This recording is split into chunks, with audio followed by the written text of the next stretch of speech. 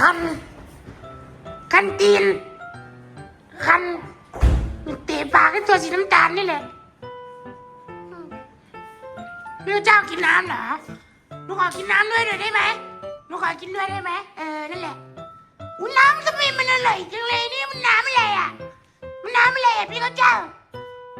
อย่าจ่อทั้งจะแตกโหลดจ่อจะแตกอีกอย่างเดียวนี่ห่วยน้ำไม่กินโหลดเอาเป็นตาตายแต่อีนี่เป็นตาตายแต่เอามึงหายใจบ่ออกเอาย้ายมึงเหม็นไปนี่เอามาตอดเงาเงือกอยู่บนเอาแค้นก็กินน้ำเป็นจังใดด้วยจีเบิ้งให้มาหาหมอเจ้านี่เบิ้งดูมันเป็นหยังเดี๋ยวก็เศร้าบอกเลยอย่าไปเง่งใช่เขาไปคุณเดี๋ยวก็เศร้ากูก็เคยเป็นคือกันแบบนี้เดี๋ยวก็เศร้าเป็นไรอ่ะแม่เบิ้งไงนะยายมาจับเบิ้งแต่มันเป็นดูแล้วครับพี่น้องมันต้องตกใจจริงๆเนี่ยมันหายแล้วหมาตัวเนี้ยเดี๋ยวบอกก่อนเดี๋ยวกันดราม่าอันมันเฮาอีเขาขวเวลามันตื่นเต้นหรือว่ามันดีใจยังไงมันจะหายใจพึ่มพับเป็นสิแหละครับยายทำไมหน้าตึงจังเลยอันนี้ยายหน้าตาไม่เห็นเลยพี่เจ้าไม่อยากเล่นกับยายอ่ะยายหน้าตาน่ากลัวเดี๋ยวนี้ทำตัวก็น่าเกลียดด้วยเลย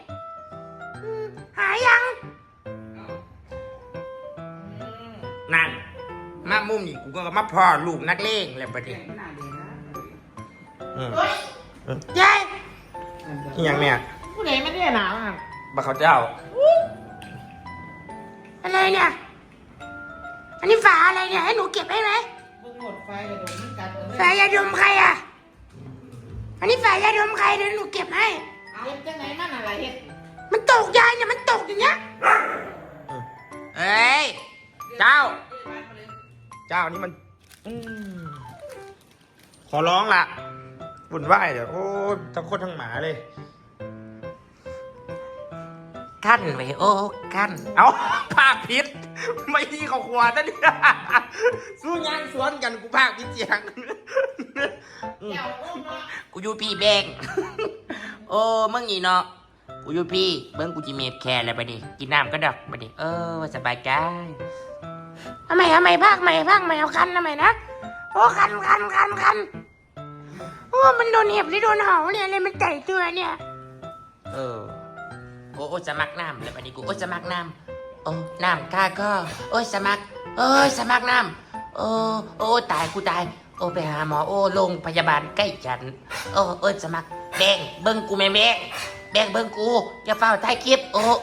สมัครกูตายกูน้ำข้าข้อเป็นไรอ่ะหนีอย่ามาสวนรอเซเล่น้ำมันติดคอเหรอเดี๋ยวหนูติดเช็คให้ไหมหนูไม่ได้เป็นหมอนะหนูเป็นห่วงหนีเหม็นน่ะสกปรกหนีอย่ามาไกลกูปากก็ไม่เหม็นจังปากเหม็นกับพิษกูก็ได้นี้อย่ามาไกลโอ้ย